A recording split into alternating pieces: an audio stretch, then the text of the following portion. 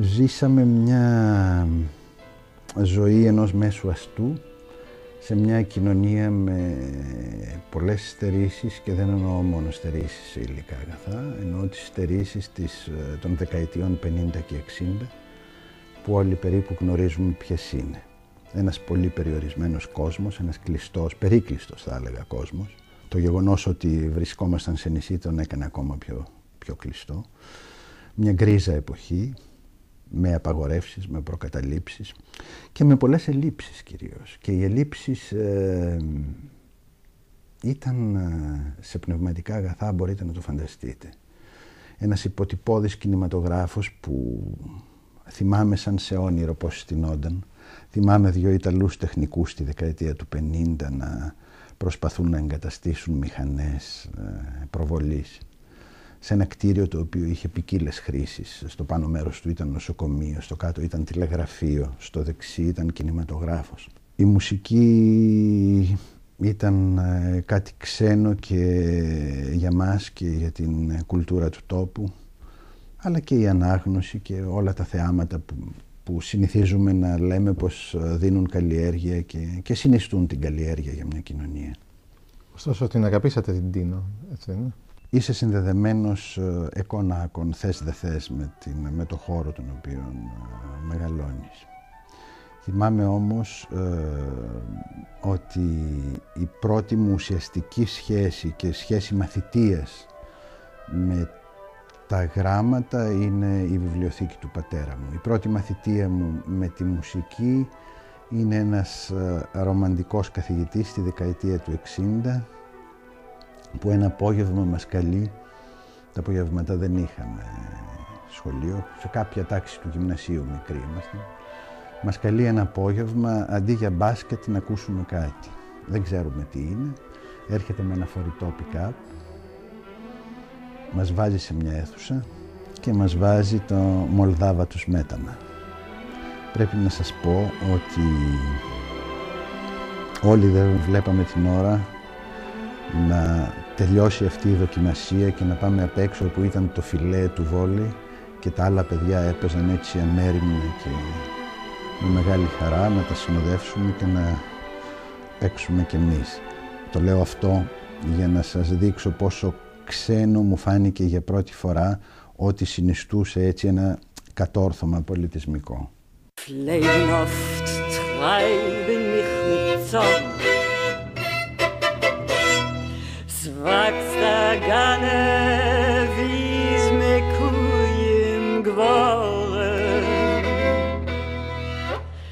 Geworden ist von mir a Weile Jant. Ich bin a Vremme, der Fägster mal wicher. A größer Kiefer, ich arbeit leicht und sicher. A Jat, a kleine, rein in Kutschement. A Reusser Massig, a seltener Talent. Oi, oi, vor nicht oi Magen, jene Poste jaten. Sind nur bei karge, schmutzige Magnaten. Ob lieber Menschen, a mir in aller Sprat. Ich bin a Vreme, gora Weile Jat. Από εκεί και ύστερα καταλαβαίνουμε πόσο δύσκολα γίνεται για ένα παιδί της επαρχίας, η γέφυρα, στο να προλάβει ενδιαφέροντα που αναγνωρίζει στους συνομιλίκους του όταν έρχεται στην Αθήνα. Το βιογραφικό σας θα γράφει για πάντα, μεταξύ άλλων, πως σπουδάσατε νομικά. Τελικά όμως δικηγόρος δεν γίνατε. Στην αρχή σκέφτηκα να φύγω εκτός Ελλάδος και να σπουδάσω θεωρητικά πράγματα που με ενδιέφεραν. Μετά έμεινα στην Ελλάδα και διάλεξα τα νομικά. Ήταν κάτι που δεν με ενδιέφερε, ήταν μια πίεση εξ αρχής. Πολύ γρήγορα κατάλαβα ότι όχι μόνο δεν με ενδιαφέρει, αλλά θα είναι κάτι που θα με κάνει δυστυχισμένο, θα με βγάλει έξω από τα ενδιαφέροντά μου. Ήταν μια συνθήκη ομηρίας για μένα. Έτσι τ' άφησα πριν ξεκινήσω οτιδήποτε. Και πολύ γρήγορα προσπάθησα μέσα από συντροφιές, από παρέες, από πρόσωπα που μου άνοιγαν δρόμους και έτσι προοπτικές καλλιέργειας, να βρω ποιος ήταν ο δικός μου δρόμος. Και ο δικός μου δρόμος, ένα μέρος του δικού μου του δρόμου ήταν κάτι που επισημάνατε πριν. Το να κοιτάζω. Με τον Κώστα τον Μαυρουδή γνωριζόμαστε από το 1967. Τον γνώρισα στο πρώτο έτος της νομικής σχολής στην Αθήνα. Θυμάμαι την γνωριμία μας, η οποία θα μπορούσα να πω ότι έγινε εξ αποστάσεως.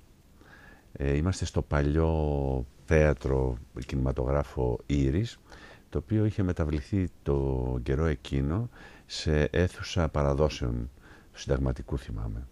Κάναμε, μπορώ να πω, ελάχιστη παρέα τότε, γιατί εγώ ήμουν έτσι αρκετά δογματικός σχετικά με τα πολιτικά κτλ. Ο Κώστας ήταν πολύ ελεύθερος γύρω από αυτά τα πράγματα. Ένας άνθρωπος έτσι πάντα ανατρεπτικός, με πολλή ηρωνία, σαρκασμό και χιούμορ. Ένας άνθρωπος ο οποίος συνήθιζε να λέει τα πράγματα με το όνομά τους, μάλιστα μερικές φορές με πολύ οξυτόνο. Έβλεπα ότι οι απόψεις του μπορεί να ήταν έτσι κάπως προκλητικές, αλλά είχαν πάρα πολύ ενδιαφέρον.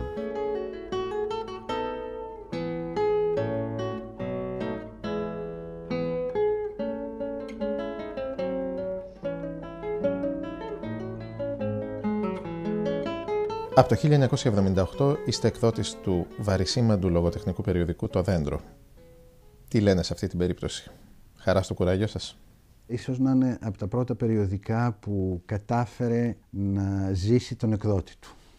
Όχι μόνο δηλαδή ο εκδότης δεν έβαλε χρήματα όπως έναν αιώνα τώρα γίνεται στην Ελλάδα, στην παράδοση τη γραμματολογική μας με τα περιοδικά, αλλά κατάφερα να ζήσω, αφήνοντας τα νομικά στην πάντα, κατάφερα να ζήσω από αυτό το περιοδικό. Είναι βέβαια πάρα πολύ δύσκολα τα πράγματα και βέβαια να μην ξεχνάμε και να το επισημαίνουμε αυτό πάντα, ότι ζούμε σε μια εποχή που είναι το τέλος των περιοδικών. Δηλαδή αυτά τα έντυπα θα επιβιώσουν όπως επιβιώνει με το ζόρι, με το στανιό η καρέτα. Περνάμε σε μια εποχή όχι απλώς εικόνας. Αυτό δεν θα ήταν το χειρότερο. Σε μια εποχή που η ταχύτητα και η σχέση μας με την εικόνα γίνεται τέτοια και που να μην μας αφήνει πια περιθώρια για μια καλή σχέση με το αντικείμενο. Είναι η εποχή του τηλεκοντρόλ. 28 χρόνια λοιπόν εκδίδεται το Δέντρο. Αισθανθήκατε κάποτε πως επιμένοντας τη συντήρηση του δέντρου ίσως χάσατε το δάσος?